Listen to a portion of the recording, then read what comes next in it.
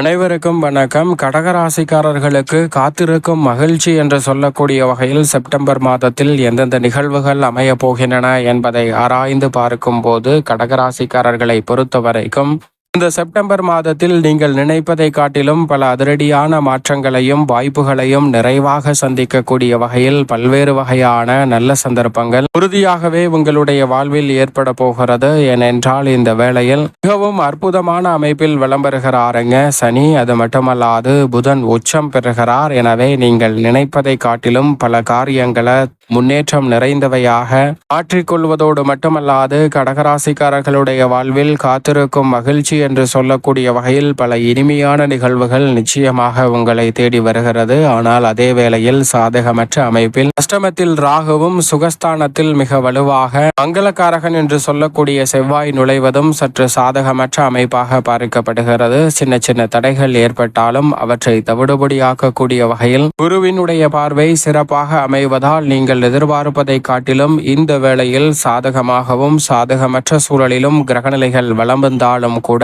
சிறப்பான முன்னேற்றத்தையும் வளர்ச்சியையும் உருவாக்கி கொள்ளக்கூடிய வகையில் காத்திருக்கும் மகிழ்ச்சியாக பல நன்மை நிறைந்த வாய்ப்புகள் உறுதியாகவே இந்த வேளையில் உங்களை தேடி வரப்போகிறது. ஏனென்றால் நீங்கள் திட்டமிடுதலை காட்டிலும் மிக சிறப்பான வெற்றி வாய்ப்பு உறுதியாகவே கடகராசிக்காரர்களுக்கு இந்த செப்டம்பர் மாதத்தில் ரெட்டிப்பு மகிழ்ச்சி என்று சொல்லக்கூடிய வகையில் உறுதியாக கைகூட போகிறது. சரியாக பயன்படுத்திக் கொள்ளுங்கள். உதாரணமாக ஒரு கதை ஒன்றை பார்க்கலாம். ஒரு 5 நபர்கள் இருக்கிறார்கள். அந்த 5 நபர்களும் இறைவனை நோக்கி கடுமையாக தவம் இருக்கிறார்கள். இறைவனிடம் வரத்தை பெற்று தங்களுடைய வாழ்க்கையை மகிழ்ச்சியாக மாற்றிக்கொள்ள வேண்டும் என்று 5 நபர்கள் கடுமையாக தவம் இருக்கக்கூடிய வேளையில் சுமார் 20 ஆண்டுகளுக்கு மேலாக மிகவும் கடுமையாக தவம் இருக்கிறார்கள். இவர்களுடைய தவ வலிமையை கண்டு இறைவன் மிகுந்த மகிழ்ச்சி அடைகிறார். இவர்களுக்கு ஏதாவது வரத்தை கொடுக்க வேண்டும் என்று அவர்கள் முன் தோன்றி உங்களுடைய தவ வலிமையை கண்டு நான் மிகவும் ஆனந்தம் அடைந்தேன். எனவே உங்களுக்கு தேவையான வரத்தை கேளுங்கள், நான் கொடுக்கிறேன் என்று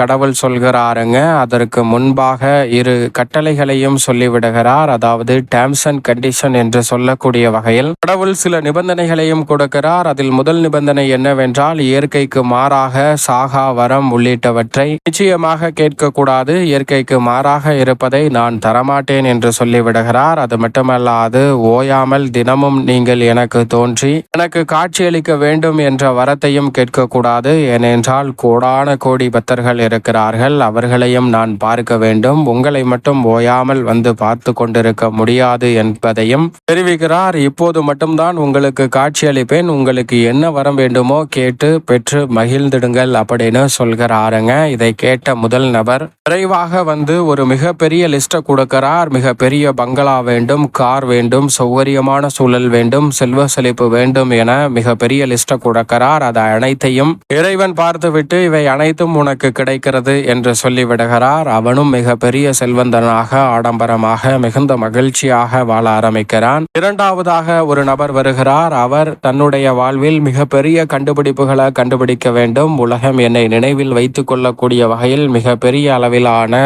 சேவையை இந்த உலகத்திற்கு செய்ய வேண்டும். மிகப்பெரிய கண்டுபிடிப்புகளால் எனக்கு பெயர் புகழ் கிடைக்க வேண்டும் என்று கேட்கிறாருங்க. அதன்படியே ஆகட்டும் என்று 2ஆம் நபருக்கும் இறைவன் வரத்தை கொடுத்து விடுகிறார். 3ஆம் நபர் வந்து இந்த உலகிலேயே மிக அழகான பெண் எனக்கு வாழ்க்கை துணையாக வர வேண்டும், அவளுடைய அழகிற்கு இணை யாருமே இல்லை என்று சொல்லக்கூடிய அளவிற்கு இருக்க வேண்டும் என்று வரத்தை கேட்கிறார். அதையும் இறைவன் அப்படியே ஆகட்டும் என்று அழகான மனைவியை அவருக்கு கொடுக்கிறாருங்க. 4ஆவதாக ஒரு நபர் வருகிறார். அவர் இந்த உலகிலேயே தலை சிறந்த நாட்டின் அதிபராக மாற வேண்டும், என்னுடைய ஆட்சி என்பது ஒரு பொற்காலமாக அமையக்கூடிய வகையில் மிகப்பெரிய அளவில் நான் ஆளுமை நிறைந்த தலைவராக மாற வேண்டும் என்று கேட்கிறாருங்க. அதுவும் அப்படியே நடக்கட்டும் என்று இறைவன் கொடுத்து விடுகிறார். 5ஆவதாக ஒரு நபர் வருகிறார். அந்த நபர் தான் நீங்கள் என்று வைத்துக் கொண்டால் என்ன வரம் கேட்பீர்கள் என்று என்பதை மறக்காமல் கமெண்ட் பாக்ஸில் பதிவிடுங்க.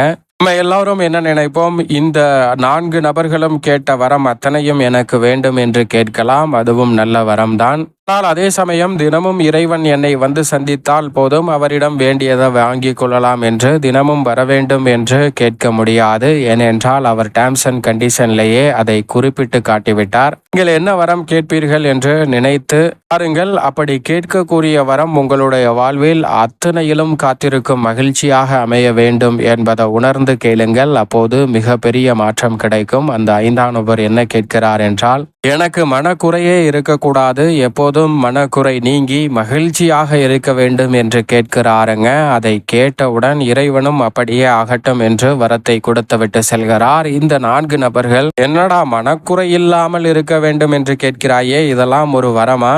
நாங்கள்லாம் எப்படி இருக்கோம் பாரு அப்படின்னு சொல்ல, இந்த 5ஆம் நபர் முதலில் சொல்கிறார், எனக்கு ஒரு மிகப்பெரிய ஆடம்பர பங்களா, கார், சொகுசு வாழ்க்கை இதெல்லாம் இல்லையே என்று சொல்ல அத்தனையும் அவருக்கு வந்து விடுகிறது. 3ஆம் நபர் சொன்னதுபடி அழகான மனைவி இல்லையே என்று சொல்ல அதையும் ஒரு மனக்குறையாக நினைக்கிறார். அதுவும் கிடைத்து விடுகிறது. அது மட்டுமல்லாது இந்த 4 பேர்கள் கேட்ட வரம் மட்டுமல்ல, புதிதாக அவர் எதை நினைத்தாலும் அவருடைய வாழ்வில் பெற முடியும். அப்படி பெறுவதால் காத்திருக்கும் மகிழ்ச்சியாக மாறப்போகிறது அவருடைய வாழ்க்கை. அதே சமயம் சற்று குதர்க்கமாக யோசித்தால், இவர்களெல்லாம் மகிழ்ச்சியாக இருக்கிறார்களே என்ற மனக்குறை இருந்தால் அவர்களிடம் இருப்பதும் போய்விடக்கூடிய சூழலும் இருக்கிறது. இப்படி அந்த 5ஆம் நபர் இறைவனிடம் சாமர்த்தியமாக ஒரு வரம் கேட்டு தன்னுடைய வாழ்வை மிக மகிழ்ச்சியானதாக மாற்றிக்கொள்கிறாருங்க. இது போன்றுதான் கடகராசிக்காரர்களுடைய வாழ்விலும் இந்த வேளையில் இறைவனின் அருளாலும் கிரகநிலைகளின் அமைப்பாலும் நீங்கள் எதிர்பார்ப்பதை விட மிக சிறப்பான நல்ல வாய்ப்புகள் காத்திருக்கும் மகிழ்ச்சியாக கைகூட கூடிய வகையில் பல அற்புதமான வாய்ப்புகள் உங்களை தேடி வருகிறது.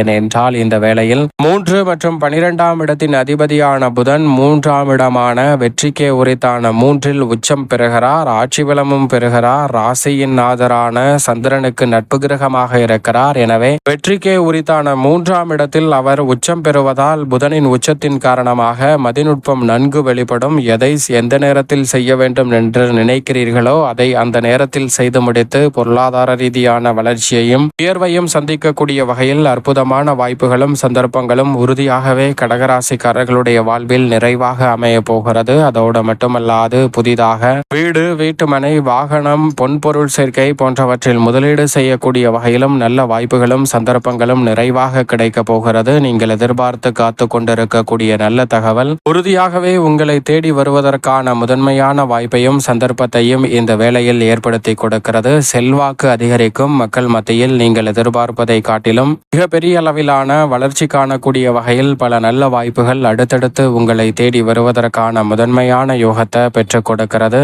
மேலும் இந்த தருணத்தில் கடகராசிக்காரர்களுக்கு சுகஸ்தானமாகிய 4ஆம் இடத்தில் நுழைகிறாருங்க. ராசியின் நீட்ச அதிபதியாக இருக்கக்கூடிய செவ்வாய், அவர் சுகஸ்தானத்தில் வருவது சற்று சாதகமற்ற அமைப்பு என்று பார்க்கப்பட்டாலும் கூட தைரியமும் தன்னம்பிக்கையும் துணிச்சலும் கடகராசிக்காரர்களுக்கு நிச்சயமாக அதிகரிக்கும். தொல்லை தந்த எதிரிகளிலுடைய செயல்பாடுகளை வீழ்த்தக்கூடிய வகையில் சிறப்பாக உங்களுடைய ஆற்றல் வீரம் என்பது அதிகரிக்கும். இல்லத்தில் பல சுப நிகழ்வுகள் தடையை சந்தித்தாலும் சிறப்பாக கைகூடும். பணிச்சுமை அதிகரித்தாலும் மனமகிழ்ச்சியும் உற்சாகமும் கிடைக்கக்கூடிய வகையில் பல்வேறு வகையான நல்ல மாற்றங்களை உறுதியாக கடகராசிக்காரர்கள் சந்திக்கக்கூடிய முதன்மையான யோகம் உங்களை தேடி வருகிறது. உஷ்ண கிரகமான சூரியன் தனஸ்தானத்தில் இருந்து தைரியஸ்தானத்திற்குள் நுழைகிறார். தைரியஸ்தானத்திற்குள் தனாதிபதி வருவதால் நீங்கள் எதிர்பார்ப்பதை காட்டிலும் அலைச்சல், ஆரோக்கிய தொல்லைகள், சிரமம் போன்ற அனைத்தும் கடகராசிக்காரர்களுக்கு உறுதியாகவே விலகும். தொட்டகாரியம் அனைத்தும் வெற்றிகரமாக அமைய போகிறது. அதோடு மட்டுமல்லாது சுக்கிரன் ஜென்மராசியை விட்டு விலகுகிறார். சுக்கிரன் ஜென்மத்தை விட்டு விலகுவதால்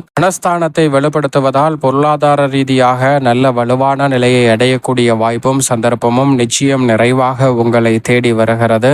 இவை அனைத்தையும் காட்டிலும் சனி 9இல் வலம் வருகிறார். 9இல் சஞ்சரிக்கக்கூடிய சனியின் அமைப்பால் நீங்கள் எதிர்பார்ப்பதை காட்டிலும் மிக அற்புதமான வாய்ப்புகளும் சந்தர்ப்பங்களும் காரிய தடையின்றி அற்புதமாக கைகூடக்கூடிய சந்தர்ப்பம் உண்டு. தொழில், வியாபாரம், உத்தியோகத்தில் அசூர வளர்ச்சி உண்டு. ஆனால் ராகு அஷ்டமத்திலும் கேது தனத்திலும் இருப்பதால் அவ்வப்போது எதிர்மறையான சிந்தனையும் கற்பனையான பயமும் ஏற்படலாம். ஆனால் அவை அனைத்தையும் தவிடுபடியாக்கி முன்னேற்றம் நிறைந்தவையாக மாற்றிக்கொள்ளக்கூடிய சந்தர்ப்பம் உறுதியாகவே உங்களை தேடி கடகராசிக்காரர்களாகிய உங்களுக்கு நிச்சயமாக வருகிறது என்பதில் சந்தேகமே வேண்டாம். அதோடு மட்டுமல்லாது இந்த வேளையில் குரு பகவான் விரயத்தில் இருந்தாலும் மனநிறைவை ஏற்படுத்தி கொடுக்கக்கூடிய சுப விரயங்களை உருவாக்கி கொடுக்கிறார். மேலும் இந்த தருணத்தில் ராசியின் அதிபதியான சந்திரனை பொறுத்த வரைக்கும் 12 இடங்களில் மாறினாலும் நன்மை தீமை கலந்த அமைப்பை உருவாக்கினாலும் பெரும்பாலும் சாதகமான சூழலை இந்த செப்டம்பர் மாதத்தில் அள்ளி கொடுக்கிறார். சரியாக பயன்படுத்திக் கொள்ளுங்கள். மேலும் இந்த தருணத்தை சாதகமாக மாற்றிக்கொள்ள உறுதியாகவே கடகராசிக்காரர்கள் இந்த செப்டம்பர் மாதத்தில் தொடர்ந்து